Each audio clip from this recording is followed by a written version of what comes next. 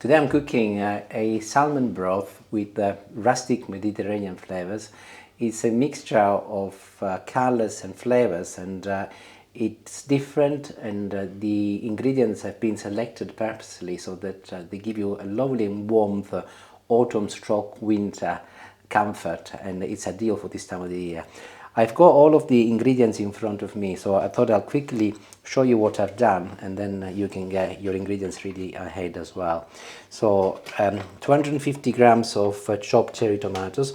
These are 3 stems of celery, and they are from our garden, but also I've kept some of the leaves as they will add lovely texture.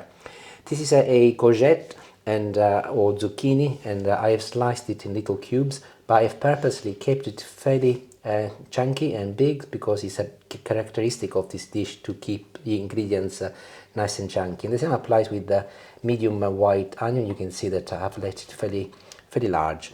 This is the teaspoon of tomato puree, and here is my garlic station. I've got 3 cloves of garlic, actually not 2 cloves of garlic, which I've thinly sliced, and then I've got a further 6 which I left whole.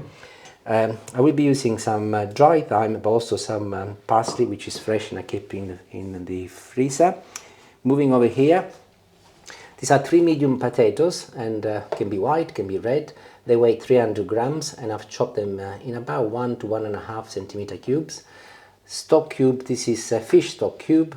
Here is my salmon, 250 grams. I buy fairly affordable and cheap salmon for this recipe, because the feature is that it combines with everything else. It's not about the salmon, it's about everything combined. So an opportunity for you to save money.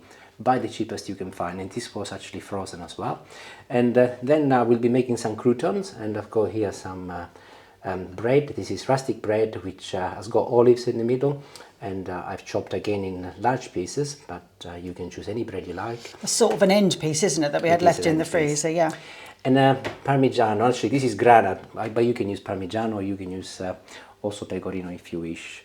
I think the only ingredient left to show you is going to be some water, and of course salt and pepper. So let's make a start.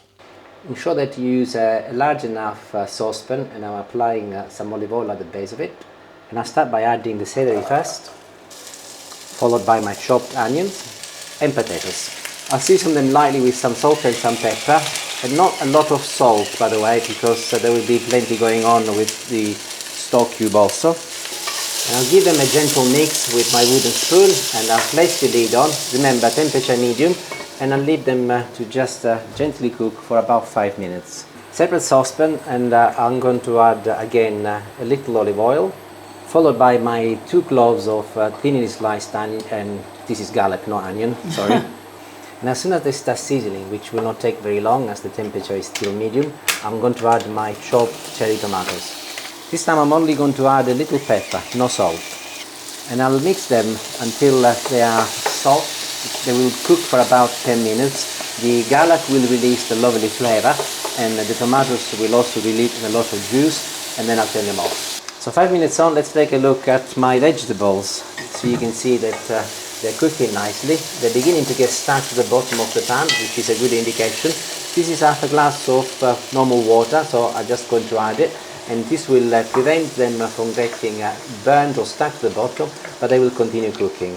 I'll turn the temperature up slightly, and I will leave them to cook for a further 7 or 8 minutes, still with the lid on. So my tomatoes are done. I will remove them from the heat, and I will transfer them into a glass bowl for a little while. This is temporary, of course, but I'm not going to wash the pan. I'll leave it, and I'm going to cook the salmon next, using the same oil that was released using the same oil from the tomatoes, and of course the flavor released by the garlic. So I'm starting my salmon, by the way, with the skin facing down like this. After a few minutes, you will see that the salmon is partly cooked. It hasn't got to be totally cooked, by the way, so you can turn it around. And I'll give it another 4 or 5 minutes, and it will be ready.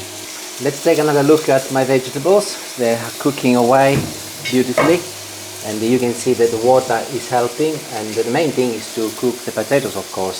So this is a good time to add my the teaspoon of tomato puree and I'll mix it in.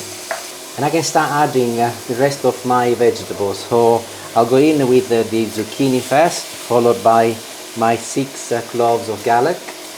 I know, I said to him, really, 6 cloves? I've got to go to exercise class later, I'll stink the whole place out. No, you won't. This is my stock cube. I'll use my fingers to break it and add it in.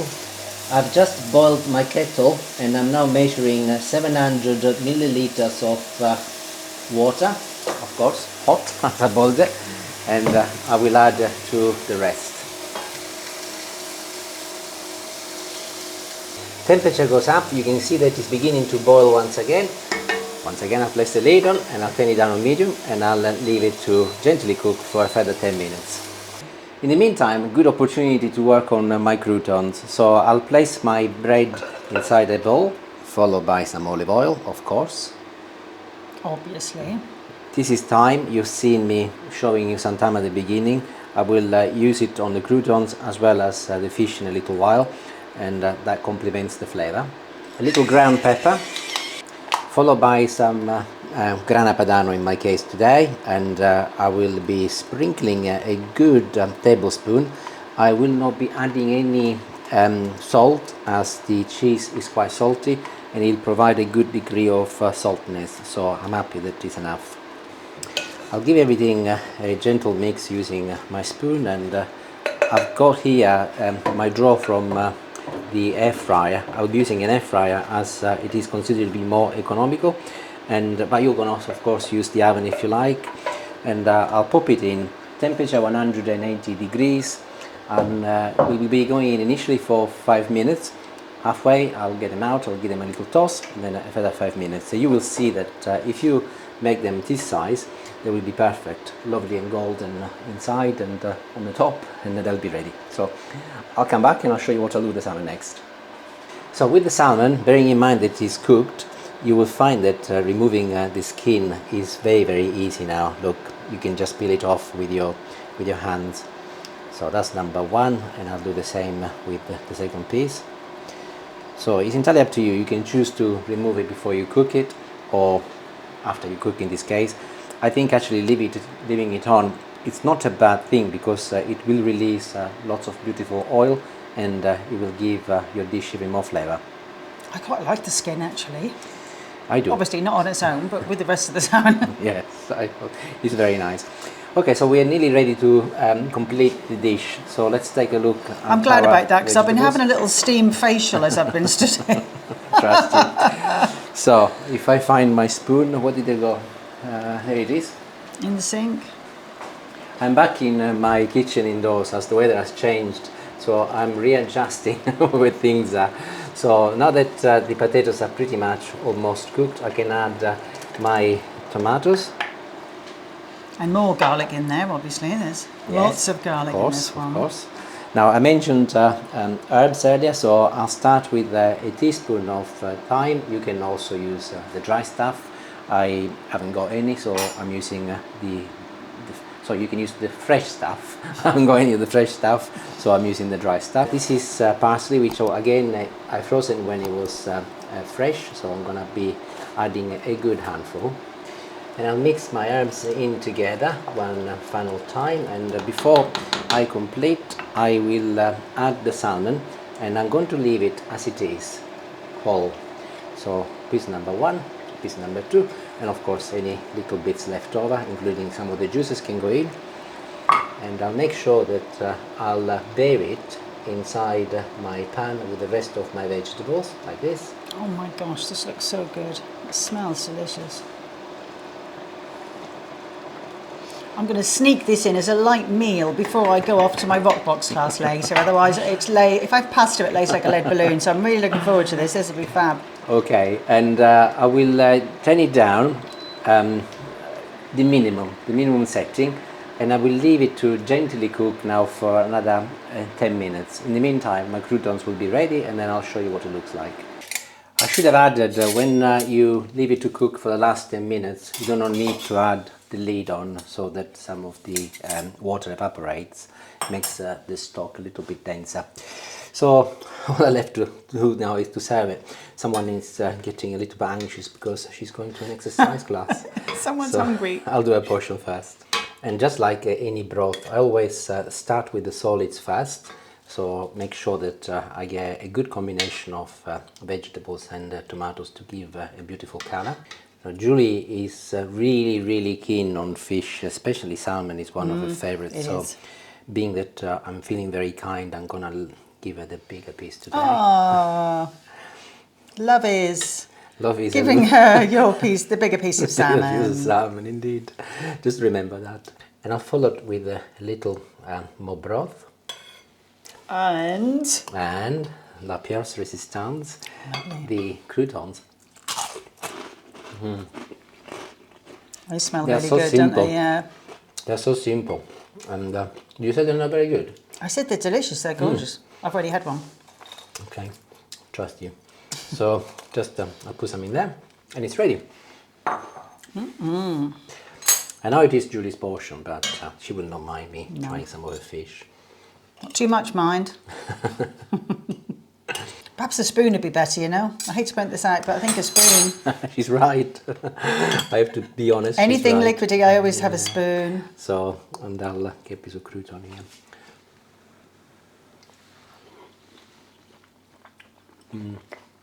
Just dip in. It's genuinely delicious. I've made it before, so I knew what to expect. We've got about 2 to 3 degrees outside at the moment, and you cook something like this, besides being delicious, it's beautiful and warming, and it will really go a long way. So if you make it, let me know how you get on, and it'll be interesting to see what you think. And of course, you do not have to limit yourself to using salmon. You can also use cod or any fish you like, but salmon is beautiful with this dish because it's a little bit more smoky and releases, in my view, more flavor. But you use whatever you like, and if you do, let me know and post it on Facebook. Arrivederci, grazie, buon appetito. There you go, Julie, this is for you. Thank you.